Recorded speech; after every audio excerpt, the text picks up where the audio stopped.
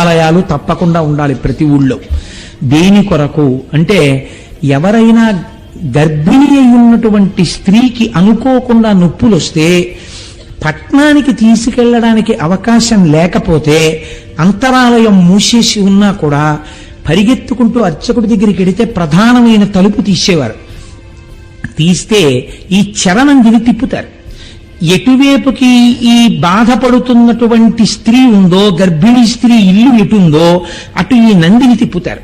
ఈ చరణంది అటు తిరగగానే అటువైపు బాధపడుతూ ప్రసవం జరగకుండా బిడ్డ అడ్డుపడి ఇద్దరి ప్రాణాలు పోతాయేమో అనుకున్న వాళ్ళకి కూడా ఎందరికో సుఖప్రసవాలు జరిగినటువంటి గడ్డ ఈ గడ్డ. ప్రత్యేకించి త్రిలింగ దేశం ఈ దేశం. అందుకే అనేక శివాలయాలలో చరణందులున్నాయి.